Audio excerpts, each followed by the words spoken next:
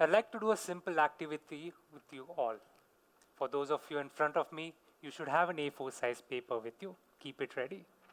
And for those watching online, hit pause and find yourself an A4 size paper. Now, I want you to focus on my instructions and focus solely on your paper. Let's begin. Fold the paper into half and now tear a piece from the top right corner of the paper. Tear a small piece. Let's fold the paper again into half. Now tear a piece from the top left corner of the paper. Let's fold the paper again into half.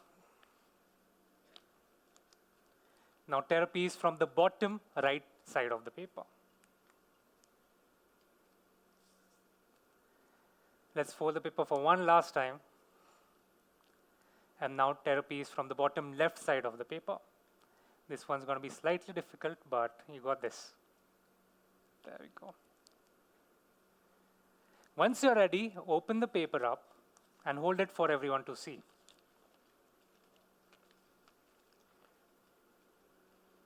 I want to ask you whether your design matches mine. Does it match anyone else next to you? Despite giving the same instructions, each design seems to have turned out differently. Why is that?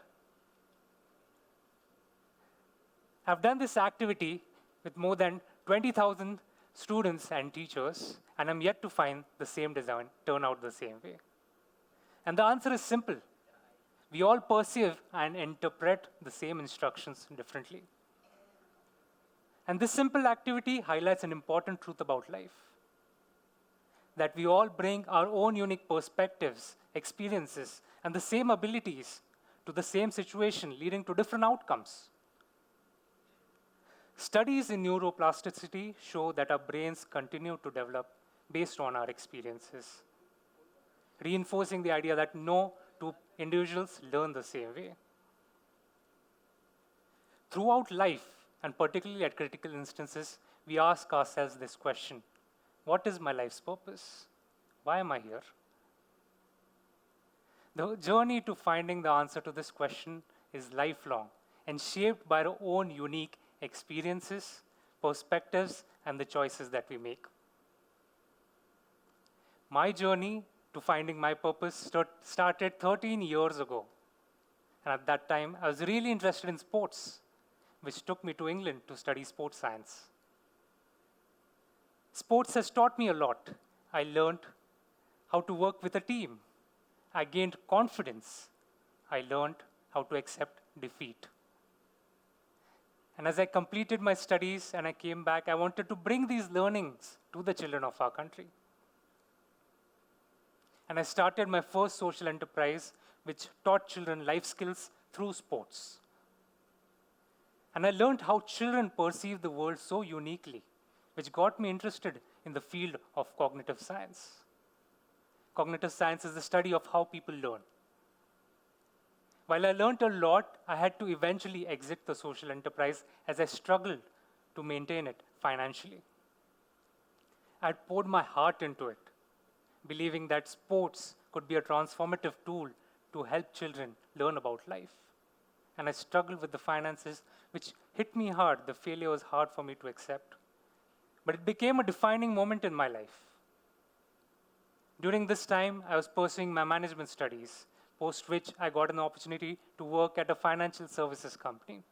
And I thought this was a good opportunity for me to learn about finance, since I clearly struggled with it. But my passion and interest to work with children remained. And I wanted to work in the field of education. During this time, my father gave me a life-changing advice. He suggested that I follow the example of Mahatma Gandhi, who upon returning from South Africa, traveled across India and sought to understand the challenges and struggle of the people of our country before jumping into the independence movement. Similarly, he suggested that I travel and understand the complexities and challenges faced by the education system before jumping into it. I felt really blessed and lucky to have such supporting parents, and I left my job in finance and went on a transformative journey.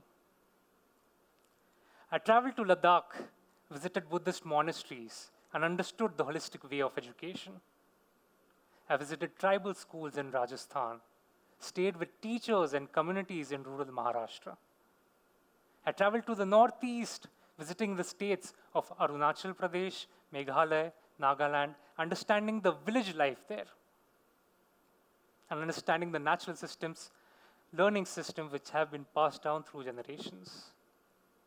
And through this journey, I understood how complex the education system was and understood the challenges plagued by it, like overburdened teachers, under-resourced schools. And yet, despite these challenges, I saw the extraordinary resilience of teachers, organizations, and communities coming together to bring change and improve education.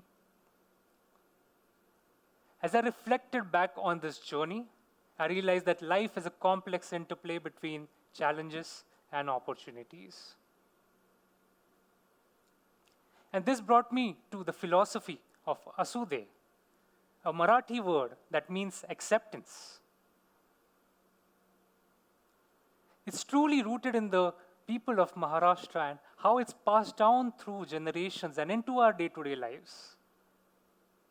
However, it transcends cultural boundaries, and its core principle of acceptance can be a framework for India and the entire world. Let me introduce you to the Asude framework. It consists of 3 concentric circles, each rooted in the value of acceptance. The outermost circle, represented by the Marathi word Svikruti, which means to accept the realities beyond our control, such as global events, other people's behaviors, or circumstances beyond our reach.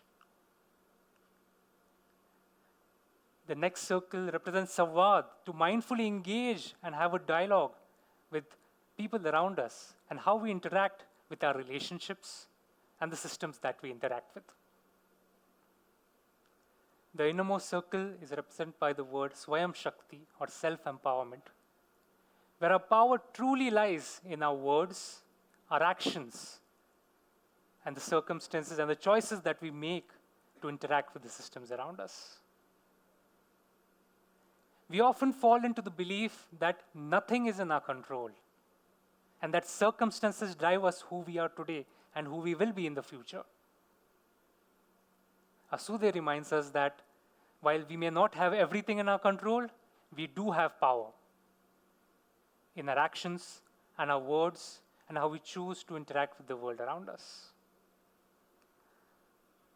Studies in psychology like the acceptance and commitment therapy suggest that practicing acceptance can improve your decision-making and resilience, reinforcing the power of Asude and its guiding principle of acceptance to bring change in our life.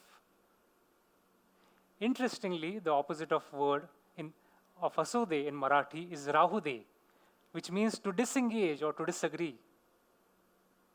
While Rahude represents a state of resistance, Asude emphasizes on constructive acceptance of our realities. Accepting the realities beyond our control while focusing on the things which are in your control.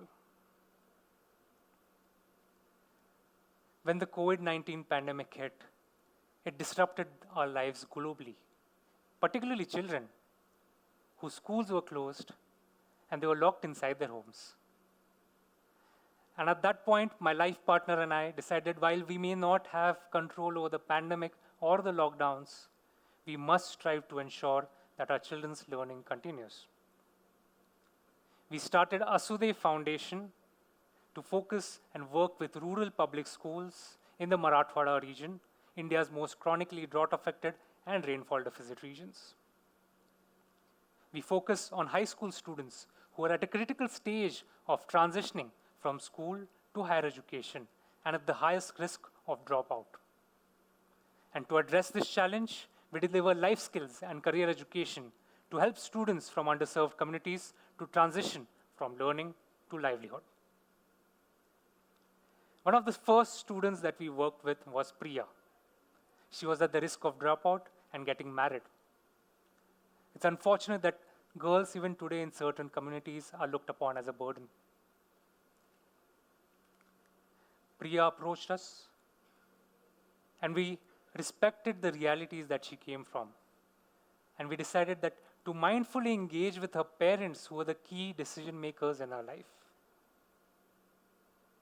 We mobilized the communities and made them aware about the transformative tool that education is, and not as an obstacle. We approached Priya and provided her with options in vocational streams where she could learn and earn simultaneously. Today, Priya is pursuing her hotel management diploma, balancing education and work and earning a stipend, making her financially independent and also being able to contribute to her family household income. This story really inspires me and reminds me of the power of Vasudev to bring transformative change. My shared commitment towards education with my life partner eventually led us to study cognitive science and learning design at the Harvard University in the United States. This experience gave me a global perspective towards education, and my research focused on how I can design learning experiences to cater to the diverse needs of our country. Our shared commitment and our passion and our curiosity to help our children of our country brought us back to India to continue our work here. The journey to finding my purpose was unclear to me for a very long time. And it only made sense when I looked back and I connected the dots and saw how each experience shaped my journey. Often we focus so much on the future and what is to come next. It is equally important to pause, look back, and see how far we've already traveled. As you step outside this talk, I encourage you to ask, where in my life can I apply the value of Vasudev? Its value of acceptance can teach you to become self-aware of your choices, engage with intention, and bring change in your life. I want to take you back to the paper activity that we did at the beginning. Just like no two pieces of paper had the same design, no two life paths unfold the same way. Acceptance allows us to honor our own unique journeys. And when we embrace this, we just don't change ourselves. We find the courage to change the world. Thank you.